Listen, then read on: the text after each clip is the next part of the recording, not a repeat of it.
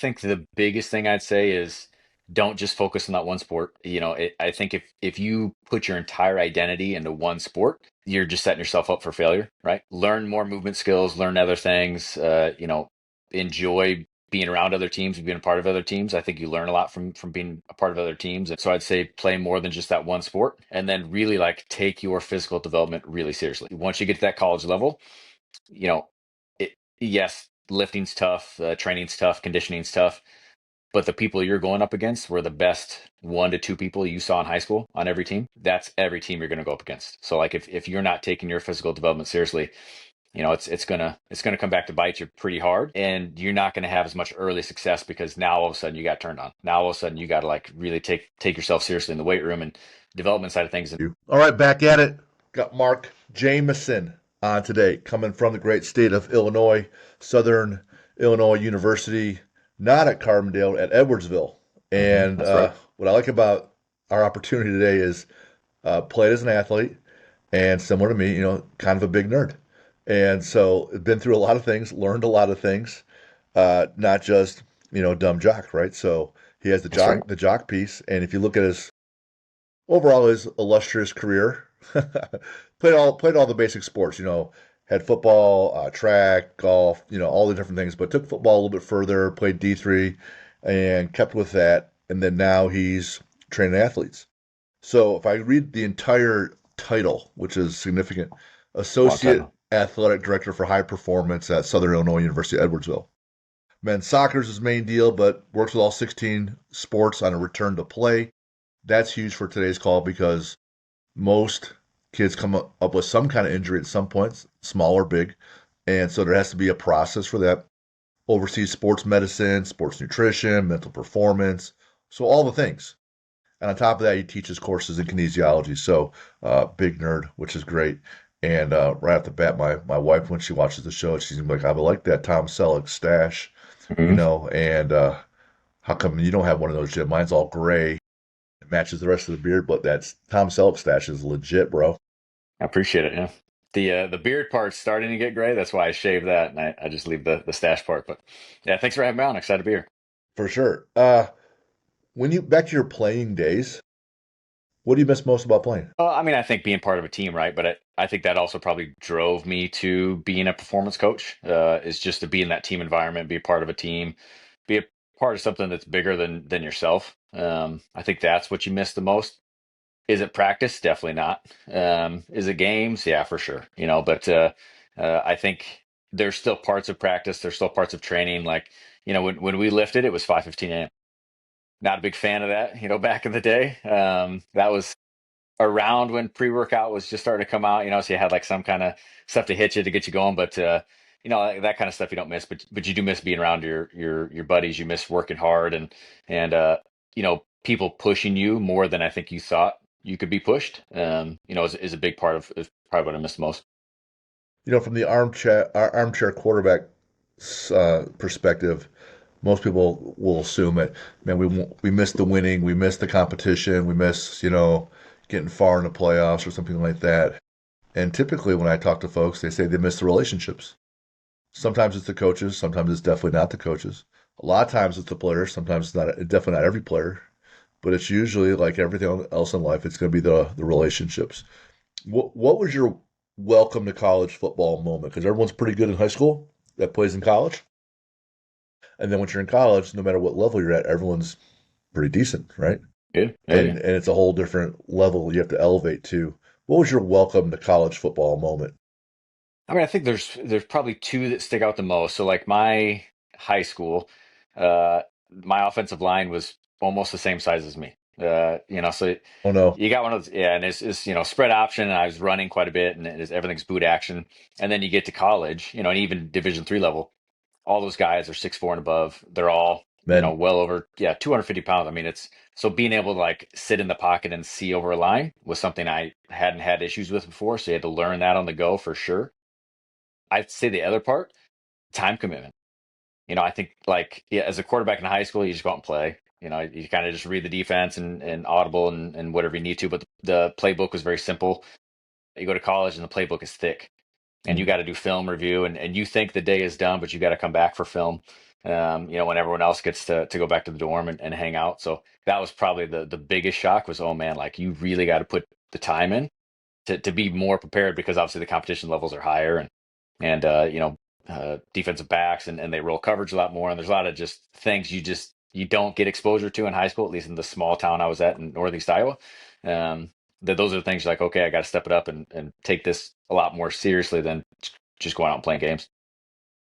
It's also significantly different at the quarterback level. The receivers have their route trees, or maybe it's some blocking schemes, the audibles, etc. But you're queuing off the defense. You're working in conjunction with the O line. Then you're getting the blocking protection, and then the receivers and their routes, and the running back at all. So obviously, got to know your job, but most people around you as well for you to be at all effective at that level. For sure. Yeah. I mean, you got to know exactly what the offensive line's supposed to do. And, just the different packages. There's a lot of packages. And, if you forget a package, all of a sudden you're a man down or you've got too many men or there's too many guys in line. It's just small things like that that you didn't have to worry about in high school as much. Sure. In college, you got to know the whole playbook front to back. Yeah. Going back to your younger self, would you play the same sports? Would you take football as far as you could then, or would you pick a different sport? Anything that you do differently, being the wise guy that you are now? No, I mean, I think I'd stick with the same sport now. And again, like Northeast Iowa, like we didn't even have soccer. We didn't have soccer. We didn't have tennis. Like there's a lot of sports that, there's just not enough people in the area to play and who are you going to go drive to play? Hmm. Um, the other sports I did was basketball and I like basketball now, just recreationally. If it's like, hey, we agree we're going to play zone. It's a very relaxed game. Like I like basketball, but competitive wise, no, I wouldn't have picked that. Baseball I played a little bit, but then obviously like as a quarterback, all the camps, like travel camps and when you try to go to showcases and things like that, they're always in the summer. And in Hmm. Iowa, that's when you play baseball. So that wasn't really an option, just because it kind of got in the way. I really like golf. I played golf, but you did golf and track at the same time because again, just not enough people. And most of that was so you didn't have to go to track practice. You could go to golf practice and just show up for track meets. But yeah, the only other sport I think that I liked a lot and had some skill at was golf. That I think in my older age now, you're like, man, that was a sport that if I would have stuck with that and continue to pursue that's a sport that I can play for the rest of my life. Or football, it's definitely got its unless you're Joe Flacco, man, it's got an end point at some point for you. For sure. Did I have those dad bod flag football leagues? Some of those guys are still pretty legit Yeah, as an adult, but man, the golf translates to so many things, whether you're playing in just a charity event or the corporate world or just for fun. That's a piece that can live with you for a long, long time. How for about sure. how about advice? You got a freshman, sophomore in high school, and you say, "Hey, man, I wish I would have known these two or three things." I mean, I think the biggest thing I'd say is don't just focus on that one sport. Like I think if you put your entire identity into one sport, you're just setting yourself up for failure, right?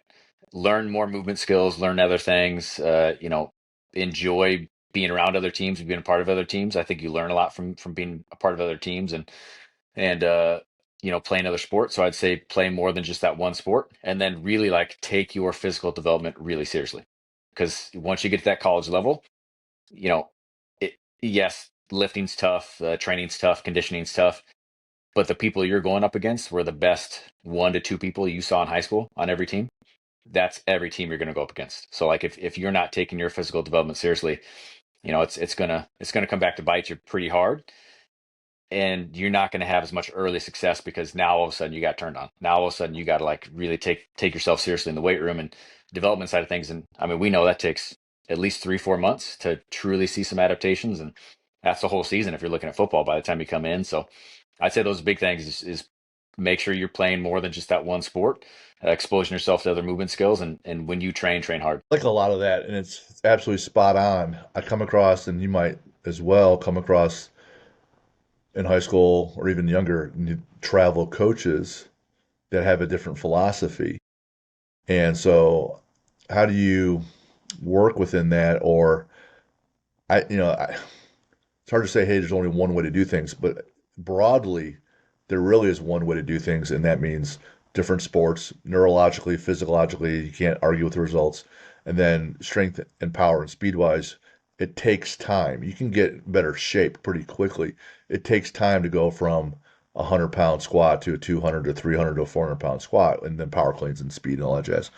So how do you mesh with the other coaches that say, hey man, Mark, you don't know what the hell you're talking about. They need to be playing volleyball, soccer, baseball 10 months a year. Yeah, I mean, is the hard part, right? Is it's a money game. A lot of it is if you're looking at showcases, right? If you're looking to get seen and have highlight reels and get in front of recruiters and things like that, you do have to do all those like AAU leagues and things like that. Outside of, I mean, around here, to be honest, like half the sports, you don't even play for your high school team. You play for some club, right? Like, and that is a year-round commitment. Um, you got to meet them where they're at. I think it's one of those things you can't just say, well, don't do the travel ball and just play another sport instead. That's not going to happen. That's not realistic. So what I would say then is go seek out a strength and conditioning professional. That's not, say you're a volleyball athlete, don't go to a jump coach. Don't go to somebody else who all they're going to do is have you jump more and all they do is focus on plyometrics. You get enough of that at practice. Go to a strength and conditioning coach who's going to build strength. Who's going to improve your capacity to withstand heavier loads and higher forces to be able to have higher outputs more continuously. Your practice is going to improve from that. Your natural sport skill will improve because you have the ability to do those at a higher rate and do those more, have more sustained outputs. So that's what I'd say is, if it just doesn't work, again, don't be unrealistic with, hey, just don't do that one season of travel ball and play another sport. Let's get movement skills from a strength and conditioning professional who's certified, who isn't going to just try to be a sport specific guy because you're already doing too much sport. All right, so let's find a guy who's going to build general capacities and foundational movement patterns and strength and things that you're not getting exposure to. There's a lot of buckets that don't get filled if you only play one sport. For So sure. find a person that's going to fill those other buckets for you. Whether you're a car or a business or in a relationship or a company where there's all these different factors, everything has some kind of limiting factor. And everything has some kind of strength that they do well, and their strengths are whatever they're best at. That's going to be their competitive advantage. That's just right out of business school, but it's also for an athlete. Maybe the person is really really fast, straight ahead and laterally, but they don't know the playbook, limiting factor. And if you're always doing the main thing, well, your competitive advantage is going to be going high and the skill component. But if you can't pick up the bar, if you can't squat or bench or press or deadlift the bar, you have no chance to advance, right? Now, on the flip side, if you're just big strong ox, right, can move a ton of weight, but you can't move it all laterally, you have no speed, you have no agility, you have no skill, then you're just a big dumb ox, right? And I identify with the ox having done a lot of strongman stuff. It's a lot of fun. So my advice is similar to yours in that, hey, just take a moment, man. Sit down for an hour and just take a look. Is it my mindset that's holding me back? Is it knowledge of the sport? My shit teammate? Is it my training? Am I too weak? Am I going to be susceptible to injury? Is it my nutrition? That's everybody probably. And then, or recovery. Those are the six things we talk about. Something there has got to be holding you back pretty decently. And once you start addressing that, now you got a chance to keep evolving. But what I find is that everyone keeps going in the same pattern. They don't take a breath to look around and say, hey, man, maybe I shouldn't be doing all this in one area. It gets too concentrated. Do you see any trends in the high school or like, now that you're working the college level? Any trends you see with kids coming into college and the students you're working with? Yeah, I mean, I'd say the biggest trend is, to your point, they don't take time for themselves. Their schedules are full. When they get here from class schedules, from practice, from weights, you're looking at 8 hours a day that are already taken Hmm. up for you. And when we talk to them, it's okay, how do you fill the rest of your day? Right? To your point of nutrition, sleep, recovery, things like that. They fill it with social media. It's just wasted time on screen. So even when you could be physically relaxing, mentally you're just draining yourself because all this stuff is just high dopamine response. It's stop doing this, or it's very fast. Lots of colors, lots of loud noises, music, things like that. That's not allowing your brain to recover. Right. So we see like physical preparedness. It's not hard to quantify that. We can show you, we'll get you at some point in your career with us at the strongest you've ever been, the fastest you've ever been, the most fit you've ever been. but maybe you're not competing to the level you used to even in high school. It's because there's just not enough mental readiness. You're just fried. And to your point, right? Like when you take time off, Hmm. if you're not allowing yourself some free time, so we try to push time management really heavy early on, to where we have you write down, okay, what are the things out of your control? Well, you can't control when class is, you can't control when weights, when practice is. Okay, what are the things out of your control? So now I can take a look at, okay, when are my fueling opportunities? When am I going to eat throughout the day? When am I going to do homework? When am I going to have social time? But the biggest thing is, when do I have free time? And when a lot of these kids actually write that down and they look at their schedule, there is zero me time or free time because they just fill it with a bunch of wasted time. So I think that's probably the biggest thing we see is they don't even know how to manage their own time because it's just been dictated for them. Sure. So teaching them, okay, how do you manage your own time so you can be mindful, you can work on mental performance skills, you can actually recover. You can spend time away from just poor things like, again, social media and stuff like that, that it's not helping you. It can be a good 5-10 minute distraction, right? But you still have to have mindful time and time for you. So getting them to even recognize that. And hey, if you pull up your screen time and it's over 6 hours, which they all are, we got a problem we got to start with right there. Let's start with that and slowly chunk that away as much as we can. Yeah, I was working with these kids, East Coast, and they they made it a competition with their football team. These two kids, I forget their last names. They championed it. They wanted to compete with everybody on the team and how recovered they could be. And so Good competition. the people in the group would get like a Whoop or some other tool. You can also just quantify things, but they would get made fun of. Oh, you're going to bed early. You're not going out thirsty Thursday. Doing all these things. And what they said, so the two brothers were made fun of at first, which is typical when someone sees someone doing something different. And the teammates were witnessing was the kids were coming into the weight room early because that's when their lift schedule was. No one lifts all at once, and they were refreshed. And they were just like pushing numbers and pushing weight, and their velocity based numbers were up, their raw strength numbers were up, and it's like, oh man, what's going on? And they're like, I know we come in so rested that what we're doing right now it's now become pretty easy. Right. Now, the maturity needed to make that decision is high, right?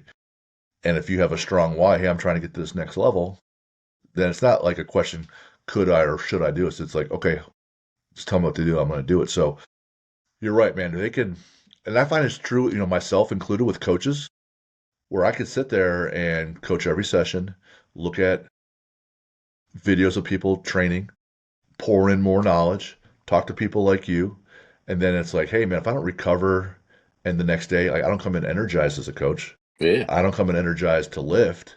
I don't come in energized to be a spouse, right? So it's always not how hard do you train, how hard do you train, recover, and then train hard. So I got to believe if they come in a little bit physically underdeveloped and they're not recovering and they're playing a college sport, you as a return to play specialist, you will have opportunities and job opportunities and money coming at you forever because there's too many problems for you to fix. Exactly. So it's like being a mortician. You know there's always going to be business, right? There's always going to be Um, business here, yeah. right, So right. different sports, different. Some are changing direction sports, some are not, right? But you see trends there in the injuries. Well, With for sure. let's Yeah. let's And hear it's, let's hear about those. I mean, to be honest, and again, it goes back to the multi-sport, right? The athletes who did play multiple sports throughout their youth and in high school, they do tend to have lower injury rates, and they do tend to recover faster. And again, I think a lot of that is you're not having to reteach them certain motor skills. They've built other capacities and strengths just because they had different movement patterns that were required of that other sport they competed in. Um, but I think the biggest trend that you see of highest injury rates, you look at the teams with, in college, you have your 8 hour period and your 20 hour period. So you can have in an in season, preseason, in season period, you can have up to 20 hours of mandatory activity, whether that's practice, weights, competition, all that stuff. The teams who tend to have that close to 15 hours a week that they're practicing and they're on court, they're on field, whatever it is, those teams always have higher injury risk. And it's no surprise. I mean, it's just, we look at basketball practice alone. And if you quantify, through GPS and other things, the amount of foot contacts they have at different speeds they move at, you have close to of a 3 hour practice, 3 million pounds of ground reaction force per limb. I mean, how the hell are you supposed to prepare them for that? We cannot. You could give me 4 years to strength train somebody. I cannot prepare you for that amount of force that your body has to Absorb. withstand. Yeah, right. Right. So I think that's one of those things. The sports that I think are more cognizant of that spend less time on feet, and when they are there at practice, they're very intentional with it. The teams that play fast or practice fast, right? So when they start, it's not this slow. You got 45 minutes to an hour of just really slow technical. It's a lot of up, a lot of down, and then they're like, all right, now let's go hard. And they're always like, why do our athletes move slow? Well, you train them to move slow because they're in a fatigue state by the time you want them to go fast. If you start fast and kind of take what you see in the live action component of practice, if you take that and that becomes kind of the ramp back down of some individual work or some small group work on the back end instead of starting with it, those teams tend to be healthier. So a lot of it's a combination of, are the athletes prepared for this, and what does the actual workload look like from a coaching standpoint. And I think the athletes think they're ready for it because they had you know travel ball, plus they played their high school with their high school team. So they've had a lot of sport exposure, but it's not been at this intensity and it's not been against this level of competition. So Sure. you aren't ready for it. Right. The physicality behind it is going to be different. There's more volume, but also going against, grown ass men. So, you could be a 17-year-old getting to college going against a 23, 24-year-old, especially the year, the COVID year, when people got a sixth year. COVID year and then the JUCO year they did last year. Right. Everybody got an additional year for that. I mean, we It's had some good. 25-year-olds. My goodness. So it was funny, like, not funny, it's interesting. If I'm a big West Side barbell guy, they talk about the max effort work. Max effort is just, moving the heaviest weight possible, right? But even the lighter days, the dynamic effort days, you're still moving as fast as possible. So it's still, you're trying to exert as much force as possible. And to your point, if you have the harder parts of practice, the more intense, I'll call it a max effort component where you're as intense as possible. No one wants to do that at all Right. when they're tired, right? And no one Yeah. can, no one does it. No one runs a 5K and then comes in and maxes out their deadlift, thinking, "Hey man, this is going to be great." We had Brett Agnew on. He's a assistant coach with Indy Ignite, a pro women's volleyball team here in Mm-hmm. Indianapolis. He had a funny story in that I think he was a coach at Bowling Green in Ohio, and for some problem, the bus got to the next school, which was Toledo, late, and it was a volleyball team. And normally they show up plenty of time early. They go out, they do their drills or warm ups, blah blah blah. And they might have like almost like an hour of work.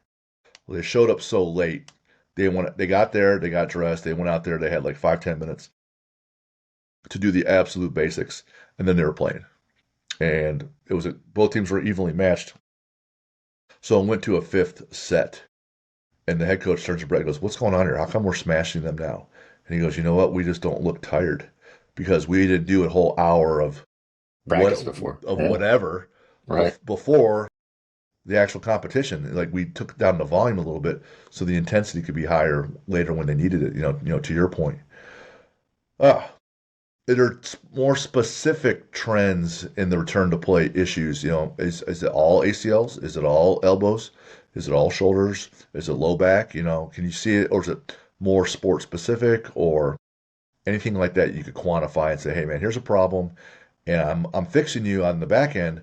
I wish you would do X on the front end." Yeah. I mean, I'd say ACLs across any sport. That's not one that really picks a sport.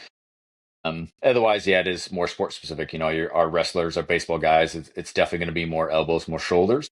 Our court-based athletes like basketballs and soccers and field-based sports, you're going to have a lot more of your lower shank. So, we'll see a lot of, stress reactions. We'll see a lot of soleus or Achilles type issues.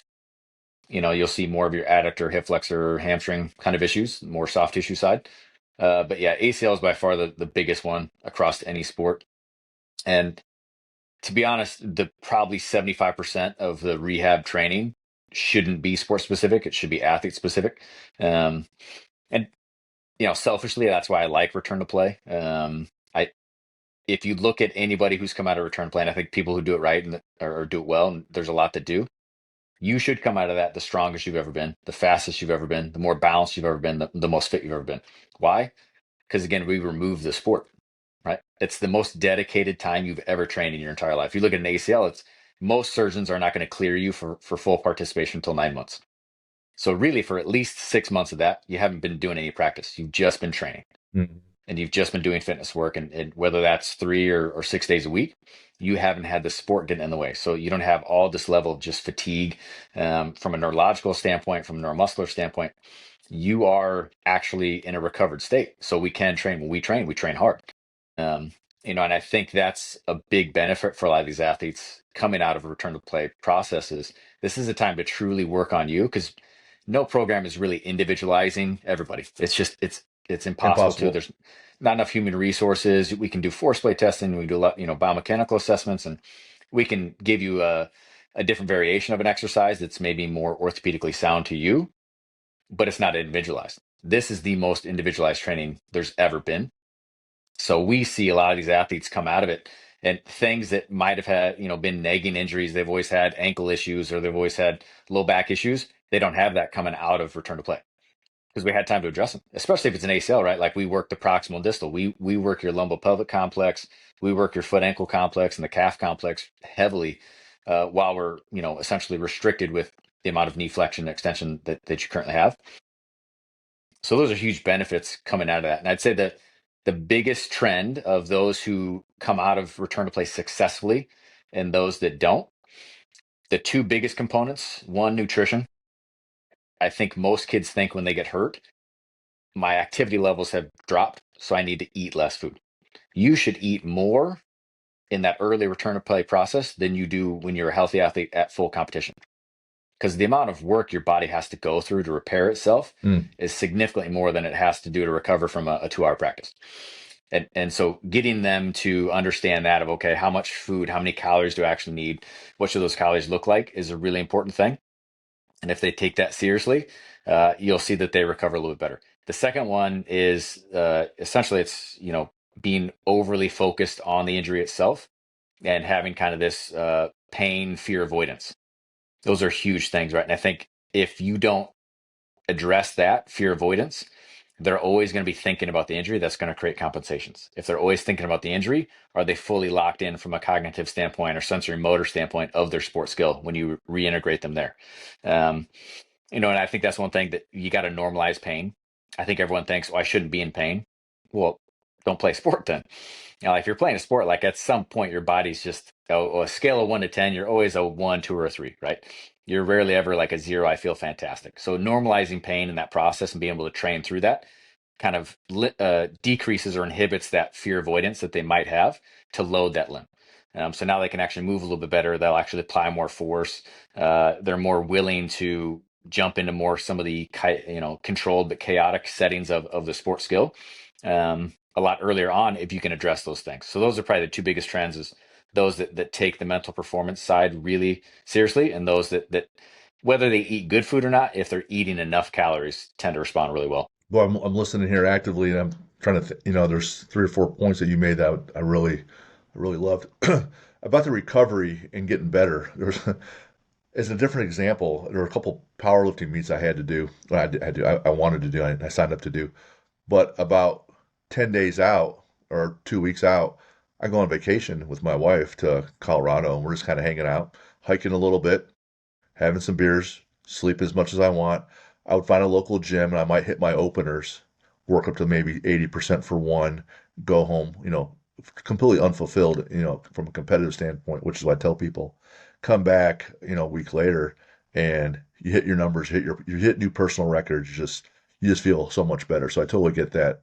We had another athlete on, an All-American thrower, and he tore his bicep and his pec. And the one doctor said, "Hey man, you got to be immobilized. Don't move at all. Don't move at all, your whole body." And this guy's a PhD neurologist. He's like, "Yeah, that's wrong. You want white blood cells flowing." So he would be immobilized, but the rest of his body, he would do some kind of work to get blood flow. and so he recovered, and he was eating well. I didn't think about the keeping in the same amount of calories or more. I do tell people that injuries can be a gift because it gets you to stop moving, figure out what you're not doing well, and fix a whole bunch of problems at once. At the same time, you can improve some areas that maybe you sucked at.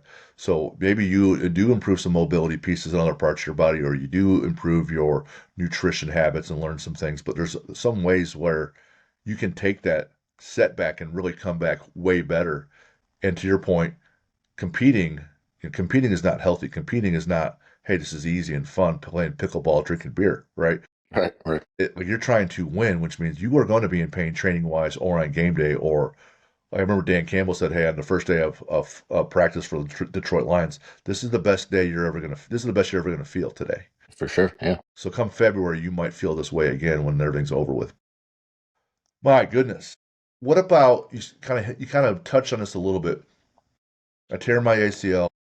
I'm doing all the things. My whole right leg is better. I'm worried about you. You and I are both worried about overcompensating with my left leg. So now both legs, physically, I'm optimized. I Hmm. got great range of motion, great strength, great power, can move laterally, can move straight ahead. But in the back of my head, I gotta be thinking, "Fuck, man, I tore the ACL, and Yeah, that my other one could go out too. So if it's my right knee, then maybe it's my left ankle or my left hip that compensate. In the back of my head, I'm like, I don't know. So then you hesitate. You don't go full tilt. You might put yourself in a bad position on the field or on the court because you're hesitating. Talk about the mental side of getting that athlete back where they were before, but also we're not always just looking in the rear view mirror. Maybe we want to be advanced, where we come hmm, in like, hey man, I've been hurt before, but now I'm way better. I can attack. Talk about the mental side and building that up and the habits and the process for that. yeah. I mean, it's huge, and we started from the very beginning. So say it is an ACL, right, and you have surgery, you should start that from day one after the surgery. And really, what you're focused on there is, for a lot of us, right, we focus on the end game, right? That's just kind of how we are, especially as athletes. You're always kind of focused on the competition and not always the process, right? Sometimes you just kind of go through the motions with the process because, again, you're just told, when and where to be. So for them, in their mind, I'm not getting to play my sport for 9 months, right? So they're already in this just negative mindset. Uh, and really, what you want to do then is, okay, can we redirect that? So there's skills like reframing, right? So anytime, which is simple, right? Hey, I come to weights and my thought is, oh, fuck, I don't want to lift, like it's too early, and reframe that, right? Like, what's an opportunity to get better day, and just different ways to have a better mindset about things.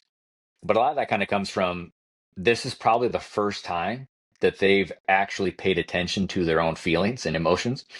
So a lot of times it's start with journaling. Journaling and goal setting early on are two really big things. So your ability to just self-reflect, which I think once you come out of return to play is massive. So when you're back in the sport competition and things like that, your maturity level is so much higher because you're able to actually challenge yourself, and after game, after practice, what were the things I did really well? What are the things I want to celebrate? What are the things I struggled with?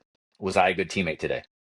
Did one of my teammates help me today? What did I do to make the team better today? Right? Start to again think about the bigger picture.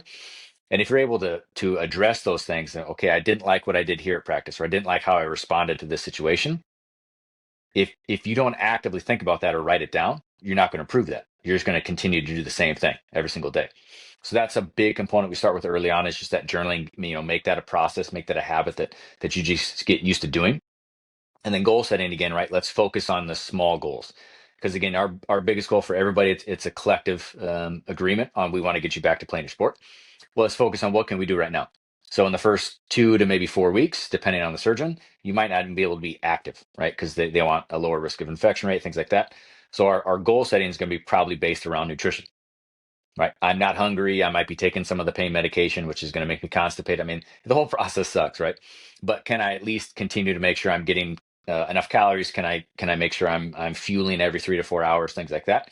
Those are the small things you start with, and then once you get back into training, to your point of the pec and the bicep, as early as we can do unaffected limb training, we do, right? That cross education is a really impactful thing, and we have surface EMG that we'll use here, and it's really fun to actually see that. Like with the shoulder, if you put it on infraspinatus on the surgical arm, and the other arm is just doing grip work or it's just doing rotator cuff work, you'll see muscle activation on the other side, right, in a completely static state. So let's get that process going early.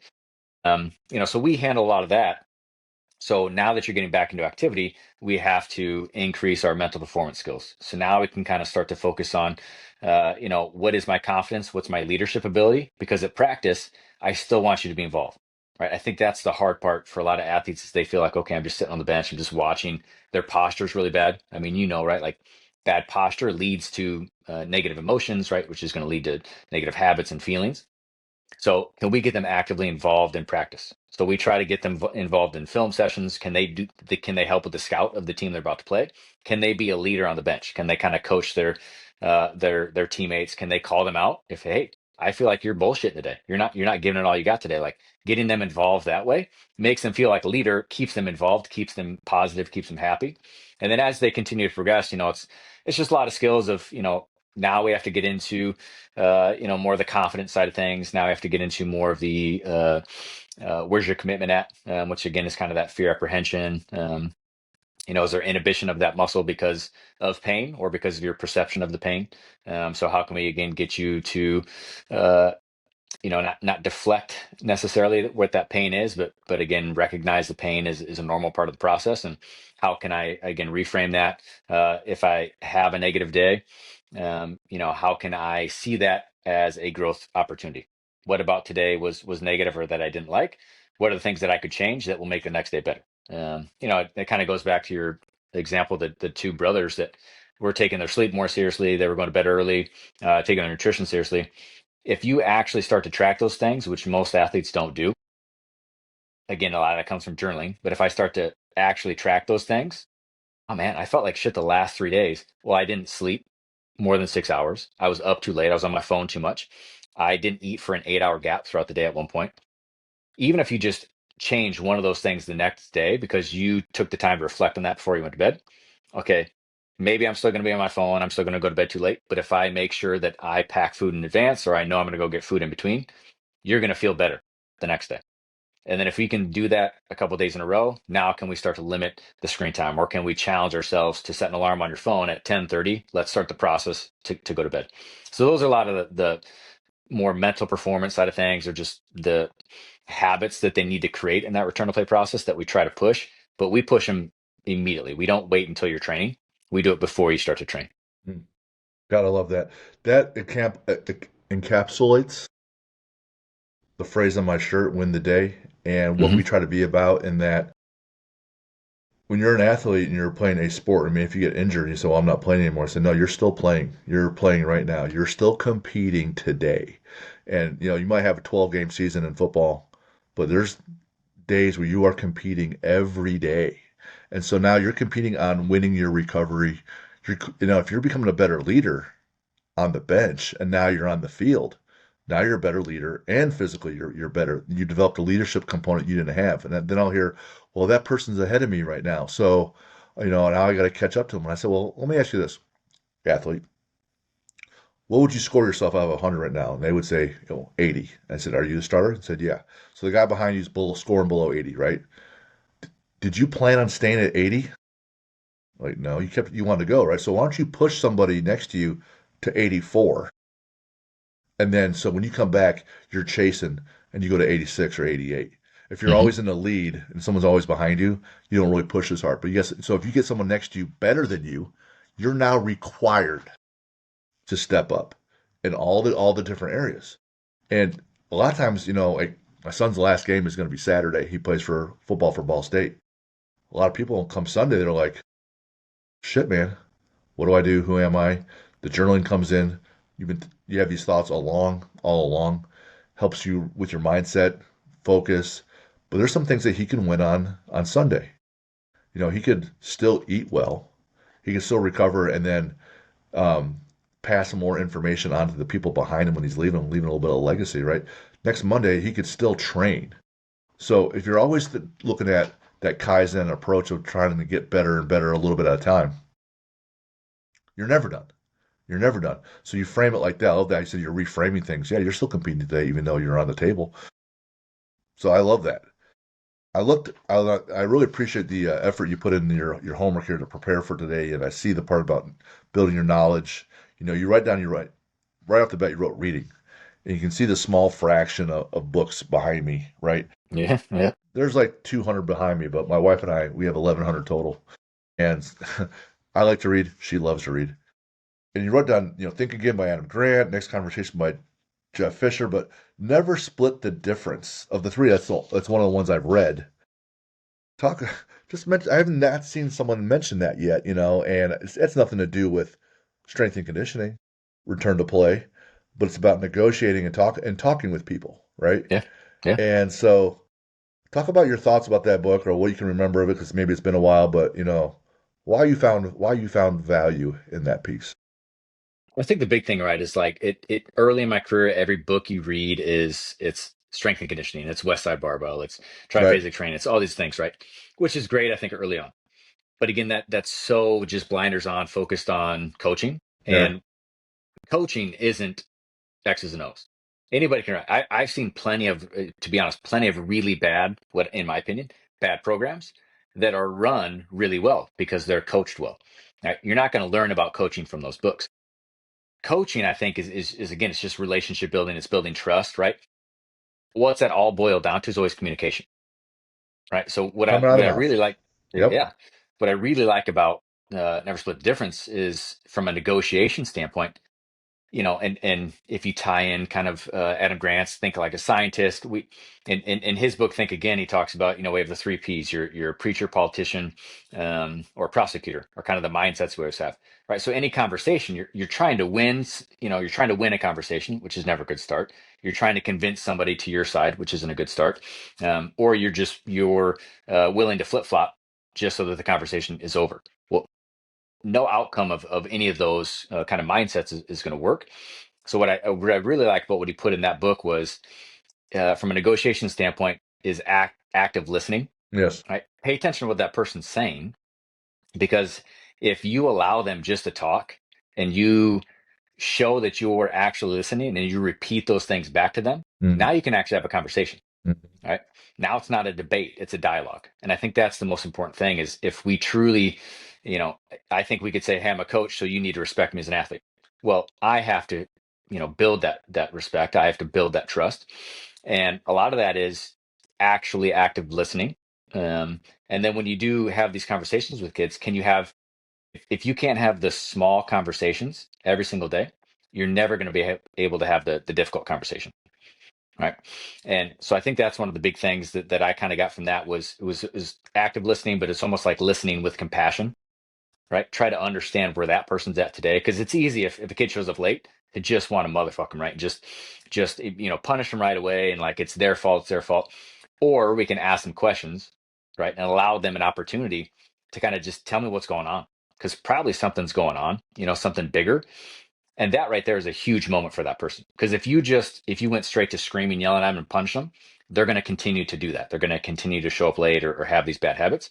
Where if you listen to them and you kind of, have a good back and forth dialogue, they're going to respect you significantly more. So they're not going to want to disappoint you. They're not going to want to let you down.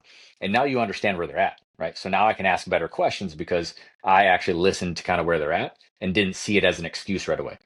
So I think that's probably the biggest things I kind of got from that, right? It's just, I think it's tough. Everyone says they communicate, and I interview a lot of people, and in my role here, and everyone says communication, and all I say, what does that mean? What does that look like? Explain to me, like, give me a scenario of where you communicated well, and what was the outcome of that? Because most people don't have a response to that. They just say communication. It's just a tagline everyone uses. But a lot of times, I could say something, and what I thought you were going to get from that, you didn't get from it. So that wasn't communication. That was just me spitting words into the atmosphere, right? Because you took nothing of what I wanted from that, right? And I think most of poor communication comes from us as the coaches, because we don't actively listen. I should repeat back what you just said to me, and if I do, then you, as the athlete or whoever the person you're talking to, feels like they were heard. Hmm. Right now, they're going to be more honest. Now you're going to have better conversations, just builds better relationships. So that's what I like about those books. And I liked his book because it takes a cool approach, right? You're talking about negotiations and FBI stuff, and you're like, that's cool to start with. But he really breaks it down into how could you talk to your wife better? How could you talk to your kids better? I mean, you learn so much from these books that I think have a broader scope than just the typical continuing education we always focus on. Yeah, that's huge. I completely agree with the component where you, at the end just now, you said that athlete feels like I heard them. So you could say something to me, and I'll say, I'll just repeat back what you just said. If I do it in a certain manner where I'm just going through the motions, it might indicate that I'm listening to you, but I could still do it, and you would Still understand. bullshit. Yeah, Yeah. it's still bullshit, right? If the person thinks or knows that you hear them, that's one thing. But then if they feel that you heard them. Like their ego's on display, their heart is on display, right? And they feel heard. Then it's like, okay, I could be a little bit more vulnerable and tell you Hmm. what's really going on. You're not going to be a complete dick. So if I can be a little bit more vulnerable, then we can get more to the root cause. That's why I do not engage on social media debates because one, it's one person trying to win their argument. I could put out something that's completely true and accurate, and it probably won't matter because now their ego is on display. I just hammered them for it. I didn't hear them at all. And then they gotta have their thought process on display and make them look essentially weaker. Instead of them saying, "Hey, you know what, Jim, you're right. Wow, I'm glad you pointed out. This has been a worthwhile discussion." Now it's all about can I win, right? So then it's just an absolute nightmare. I love that Chris Voss book. If you're listening to him talk, he's just a cool dude. You know, hostage negotiations about people's lives and life and death, and he's just super relaxed. And he goes into Harvard Hmm. and whoops everyone's ass at negotiating. For me, one of the easy things was or habits I've completely tried to work on is just labeling. So Hmm. my son Sam was here the other day. He said I have this conversation coming up with my friend. I have a concern I want to address with him. And I say, well, just label it. Hey, friend, I got this concern, but first and foremost, I want to be friends. So I want to make sure that's the backdrop. And if you think I'm out of line here, Right. just tell me to, tell me it's none of your business.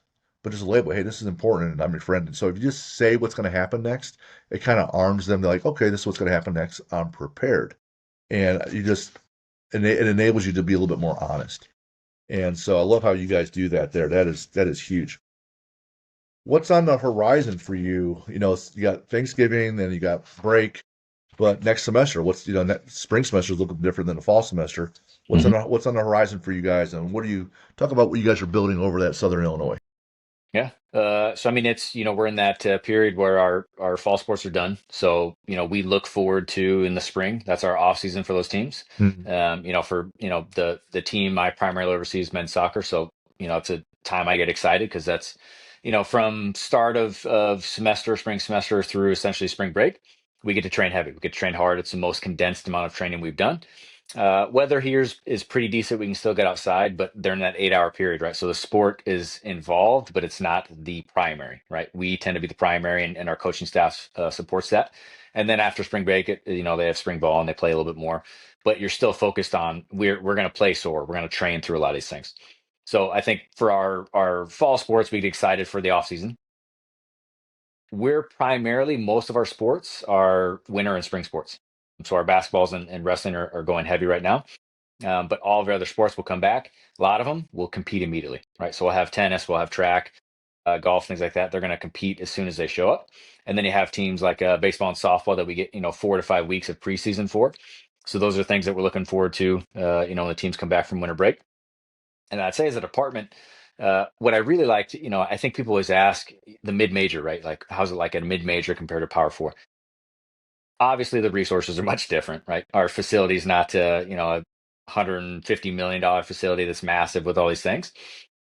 But the benefits of a mid major is a lot of times it's much more conducive to your environment to work with the faculty around you. So we actually work really heavily with our kinesiology department. We're currently doing a research project. You brought up Whoop earlier. The director of our kinesiology department with volleyball and women's soccer this past season, we did DEXA scans every 6 weeks. We did Wingate test pre, mid, and post season, and then we had Whoop every single day in conjunction with our force plate testing, our velocity based training, and their GPS. Right. So we just did this. Very comprehensive assessment of every quantifiable objective metric we could. to do a predictive analytic, essentially review this spring to try to identify how could we better improve or better prepare them for this next coming season. One of the points of the season that we should be more prepared for high levels of stress, or when we start to maybe see a dip in performance outcomes and sleep and strain scores, things like that. So that's a cool thing that I think we get at this level. And that's what I'm looking forward to in the spring, is continuing to kind of build. We have a lot of tools here. We use a lot of isoinertial training. We use our force plates, our velocity-based training system. We use the tech we have. It's not just like as a recruiting piece. But the hardest part for strength coaches is time. None of us have time to truly review that stuff and make it actionable data. So building out, more of a how do we consolidate all this data? How do we condense it? How do we simplify it? And then how do we project it quickly to where we can make informed decisions for the next day or for that session or for the next training block? So it's not just, stuff that you monitor and don't really, review or take a look at. So that's probably the thing I think we're most focused on and excited about in the spring semester. Mm. Man, with all that data and inputs, it's easy to get from just hearing it could be a little overwhelming, For sure. and be like, shit, man, there's a lot going on here. And it's easy, I would think, to say, hey, you know what? I'm not doing anything different because I'm Yeah. overloaded. And I've had Right. a guy come to my gym that we run a gym also, and this guy's like, hey, let's talk about nutrition. I'm like, okay. He goes, Jim, I've been told carbs are terrible. I've been told carbs are great. I've been told Atkins, South Beach, blah blah blah. Like I'm overwhelmed. I do nothing. That would be hard. I haven't been a finance guy for most of my career. First 15 years now, I'm a strength and conditioning guy. When I hear all the data, I'm thinking, oh my God, that's a massive regression analysis model that Hmm. the quant guys, the statistic guys, would just take all the data, put it in an Excel sheet, put it in a formula, and then spit out the answer. Hmm. My one hand, my thought is maybe talk to your statistic department. Um, on the other hand, it's like it's like, well, shoot, I'm not even sure, but I'd love to hear what you guys come up with. It's a great problem to have. It's a great problem to have. I would say from 30,000 feet in the strength and conditioning world, a lot of times some things get told, hey, it's not valuable. There's no funding for it. A lot of strength coaches don't make any money. You intern for free all the time. So to Hmm. even get a GA, it's like to even run the data, Hmm. that could be tough. But maybe there's someone on the team that's like they just like it because I'm a big dork, so I would love to play on the team. But also, oh man, I could be in charge of data. That'd be cool. So my God, there's so much going on, but that's what makes it really exciting and fun and cutting edge. Do you still what about yourself? Like you want to be a good coach, you got to be in shape and be able to handle the load, right? Hmm. Do you still train? Yeah, I mean, I try to 6 days a week as much as I can. Okay. I think there was periods of time, I think when I first kind of took the administrative role here and I started to oversee a lot of things, that my training was definitely not a priority at all. And what I really appreciate is we do pretty frequent staff evaluations here, and we're very honest with each other. And every single time my staff was like, you need to train. Like you've stopped training. You need to train. That was like consistently my weakness or growth area that kept coming up. So I've, the last couple of years, really tried to again make that a priority. And there's a lot of things we can get done, but there's also, I can still spare a half hour to get something in real quick and still prioritize that. Um, so I mean, I try to train as much as possible. I like to hit the bag. I have a Muay Thai bag at the house. I really like the combative side of things. Like grappling, was not a big fan of like jujitsu and wrestling, that kind of stuff. But I really like Muay Thai, kickboxing, boxing. So I like hitting the bag, being active that way. And then I think I'm sure you feel it too, right? Like your body always hurts, so it's kind of finding what are the things that you can still attack really hard. So to be honest, in the last like year, I've re-got myself into machines and just more isolated training, and my body feels fantastic. I mean, I've been able to like actually train myself to failure, to maximal failure from a tensile standpoint or just rep effort standpoint, and your body feels fine the next day. It's your joints aren't destroyed and your back still feels fine. So it's finding that balance of for the lower body, a lot of times it's we have a flywheel leg curl leg extension. I absolutely love it. We have flywheel seated calf raise. So hit those heavily because I mean you can build up good hypertrophy and strength, and again, not have a lot of compressive force on the joints, and then a lot of like sled work and that kind of stuff, just to make sure the lower body is still going through full range of motion, and different, angular positions where you have to produce force and receive force. Yeah, I mean, training should be important, right? And I got young boys. I got a 6-year-old and a 9-year-old, and the 6-year-old for sure loves sports. So every night, even when I'm tired and I get home, he's like, "Hey, let's go play soccer. Let's play basketball. Let's wrestle. Let's do something." So if my body's not ready for it, I'm not being a good dad. So I think that's kind of the new focus is how can I make sure, like physically, if you said, "Hey, you want to meet up and go play pickleball, or you want to meet up and play," I feel like I could do that and not be worried like, "Oh, I don't know if I could do that." Just making sure the body feels to the point where if somebody called me out on something, like, "Yeah, let's go do it right now." Yeah, yeah. That's awesome. I love that. I've lived that life where I wasn't healthy at all, and I'm Hmm. setting a bad example as a father. And then um, when I tell people our athlete builder model, the head and the body, the mindset, knowledge, and teammates, the training, nutrition, recovery applies to accountants and applies to Hmm. doctors and applies to Yeah. school teachers. That if you're physically active, you're going to be better and all the other components. And it's true, just from the cortisol, the stress relief, the actual feeling, the endorphin release. So super super huge. And I love that. And there's no getting around it. You can tell the people that mentally they're different, whether they're in shape Yeah. or really overweight. It's completely Yeah. different. If you're trained, It's easy to say no, right? I mean, if oh if yeah, if you're not feeling it and you still make yourself do it, you're going to be more likely to do the harder things. And if you get if especially on yourself, right? If you can say no to yourself, that's not a good thing. It's because now sure, you're going to say no to everything. yeah, yep. What about when you are training? If you're training and let's say you're lifting, what do you like to listen to? I mean, I don't get a whole lot of choice, to be honest. Here, it's whatever the athletes are listening to. Myself, I'm uh, ride or die '90s grunge. There you Grunge go. alt rock. That's my stuff. Bush is like one of my favorite bands of all time. And if I say that now, all the athletes are like, "What the hell did you just say?" I'm like, Right. "Bush, dude. 16 Stones, one of the best albums ever made." So yeah, definitely '90s. Anything in the '90s, like even rap, I'd prefer the '90s, but '90s grunge alt rock is my go-to. Awesome. What's a bucket list, for you, place you haven't been yet, you want to go try something fun, maybe with you and your wife or whoever. Yeah. I'd really like to go to Ireland. Never been there. I've been to Scotland, a little bit, like in Europe. We've kind of gone some places, but Ireland's the one that I haven't gone to that I really like to.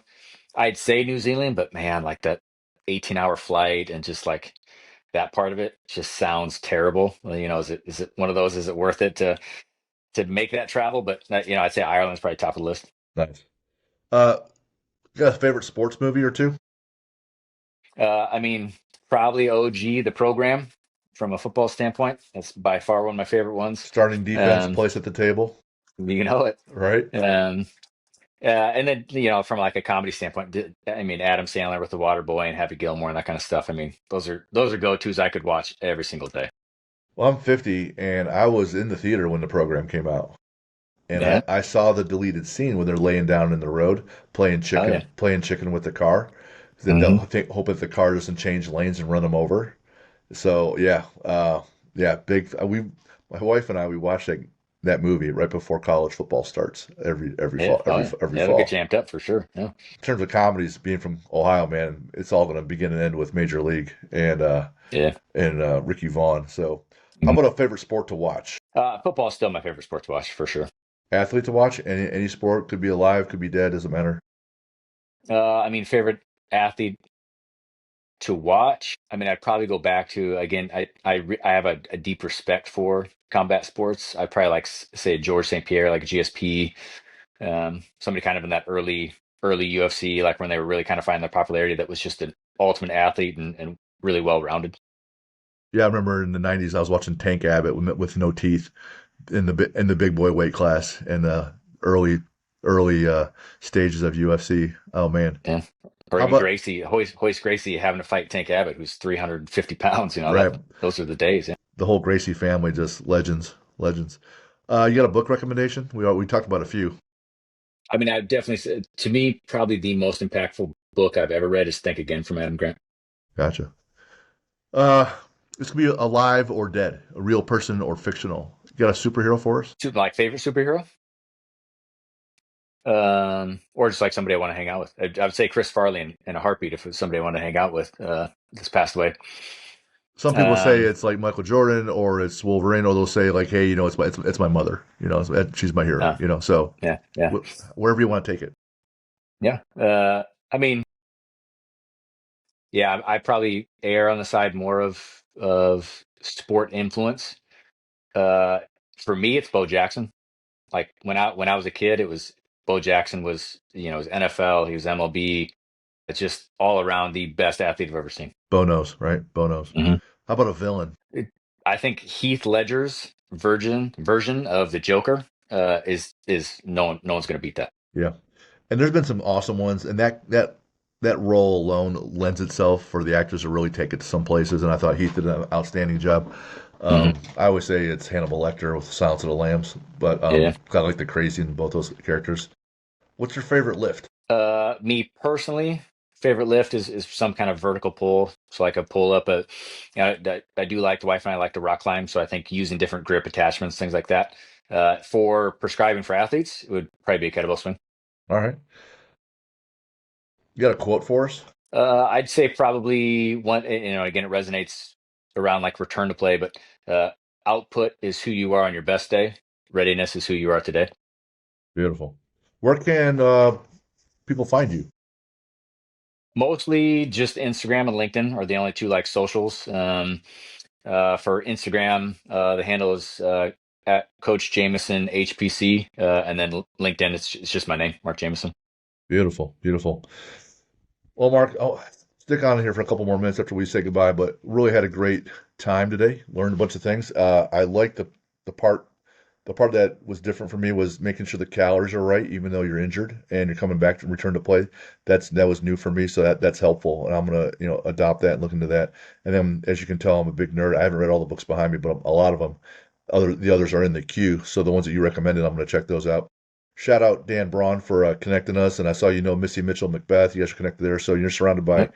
good people. It's easy to do awesome things, and it makes my life easier when I got smart people like you on the show. So I really appreciate it. For anyone that wants to get a hold of us, keep doing the same thing. info@athlete-builder.com. That's my email, and keep sending us your questions, and we'll send back our best answers. But Mark, man, thanks for the gift today. Thanks for all the effort, man. Really enjoyed it. Thank you. Awesome. Thanks for having me on. Yep.